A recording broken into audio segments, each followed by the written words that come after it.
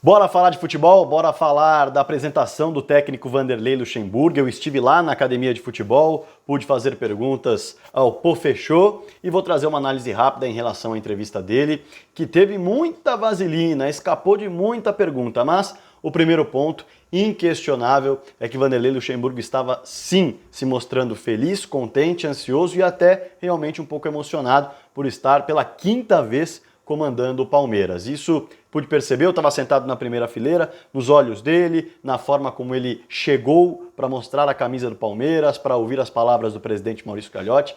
Então, que ele está realmente empolgado, ansioso para começar o trabalho, isso é fato. Ah, Fragoso, mas isso é óbvio. Não, não é tão óbvio. O Cuca, por exemplo, na segunda passagem dele pelo Palmeiras, chegou com uma cara de... Chegou com uma cara muito mal-humorada. E no fim das contas, o trabalho também foi meio mal-humorado. Pelo menos na segunda passagem, não na primeira, quando ele foi campeão. Então, a gente pode observar e pode perceber um Vanderlei Luxemburgo muito motivado. Segundo ponto, mais uma vez o tema da entrevista do Luxemburgo girou muito em cima da questão de modernização do trabalho de um treinador. E ele deixou claro nas suas respostas que vai trabalhar com o que há de mais moderno. O Palmeiras vai proporcionar isso. Mas o futebol é empírico, de acordo com ele, há muito do que se resolva dentro do campo, sem pensar em números. Ele reconhece que a intensidade do futebol tem mudado, os jogadores correm muito mais do que antes, muito porque houve uma modernização também na estrutura, e ele diz que o Palmeiras tem uma das estruturas mais modernas também do Brasil e até fala do mundo, e muitos jogadores que passaram pela Europa também falam a mesma coisa. Luxemburgo vai ter sim uma aparelhagem, uma estrutura para realizar um grande trabalho. Só que mais uma vez ele diz que não tem nada de novo no futebol, que a modernização veio para auxiliar, mas não é diferente o que ele fazia antes do que ele faz hoje, e os técnicos também não têm uma grande diferença nesse sentido. Então, de fato, o discurso não vai mudar. Mas provavelmente a forma de trabalhar com a modernidade que ele vai ter à disposição pode mudar a trajetória do Vanderlei, que nessa década não é tão vitoriosa. Nessa década o Vanderlei Luxemburgo tem um título carioca e um título pernambucano. Agora chega ao Palmeiras com o objetivo de conquistar a Copa Libertadores da América e quem sabe voltar a conquistar o Brasileiro, já que nesse ano o Flamengo conquistou os 2 títulos. Falando em Flamengo, Vanderlei Luxemburgo disse que quer sim rivalizar com a equipe rubro-negra, mas não só com ela, com todo o Brasil. E entende que o Palmeiras tem total capacidade de, com o elenco e com a estrutura, brigar por todos os títulos e vai estar o Flamengo envolvido na sequência de jogos do Palmeiras, seja na Libertadores, pode acontecer, no Campeonato Brasileiro é fato que vai acontecer, na Copa do Brasil também pode aparecer, mas o Vanderlei foi inteligente em não colocar o Palmeiras como rival do Flamengo e que tem que bater o Flamengo e esquecer do restante das equipes, até porque o Palmeiras não foi nem segundo colocado do Campeonato Brasileiro desse ano, o Palmeiras foi o terceiro colocado,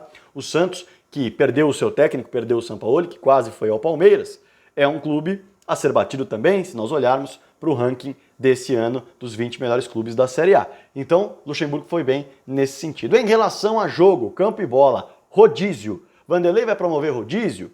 Vai jogar com uma base e aí vai mexer em peças pontuais? O Sampaoli promovia um rodízio e era o técnico favorito do Palmeiras. O Luxemburgo não deve fazer isso, apenas em momentos pontuais. No Vasco foi assim, ele mexia de acordo com a necessidade, não mexia para rodiziar o grupo. Não mexia como o Sampaoli fazia, que observava o treinamento e na semana olhava, esses 4 foram melhores nesse time, esses 5 foram melhores nesse time, e esse 1 que é Coringa, eu vou pegar desse time aqui. Então vão ser 6 desse time, 4 desse time. Não é dessa forma. É um trabalho com uma base mais visível para quem enxerga o trabalho de fora. Não quis falar sobre peças do elenco. Eu perguntei a ele sobre Lucas Lima e Daverson, porque foi um pedido, por exemplo, que eu recebi em diversos momentos nas redes sociais antes da chegada do Luxemburgo à sala de coletiva. Pergunte a ele o futuro do Daverson, pergunte a ele se vai utilizar o Lucas Lima, 2 jogadores que eu ouvi muitas perguntas, na verdade li, e por isso perguntei a ele. E ele preferiu não responder, disse que é para conversar com vocês nas redes sociais, ele não ia responder isso. Foi até um momento engraçado, eu insisti na pergunta, ele disse que não, que era para eu ficar com as minhas redes sociais quietinho, e é claro que ele não quis responder, porque mexe com o mercado ele dizer que vai recuperar os 2 ou ele dizer que não vai utilizar os 2. Pelo que eu pude interpretar, acho que os 2 não estão nos planos do Luxemburgo. Ele já fez algumas reuniões com a diretoria e se estivessem nos planos, imagino que ele falaria que iria recuperar os dois, falaria das qualidades desses dois jogadores, diferente, por exemplo, do que aconteceu com o Felipe Melo. Quando foi questionado sobre a utilização dele, ele explicou, falou que gostaria de conversar com o Felipe para entender em termos de mudança de posição o que poderia ser feito. Então, em relação ao Felipe, já dá para ver uma postura diferente, uma postura de que conta com ele para 2020. Em relação a Daverson e Lucas Lima, já pintou uma dúvida. E também deixou claro que não vai fixar esquema nenhum.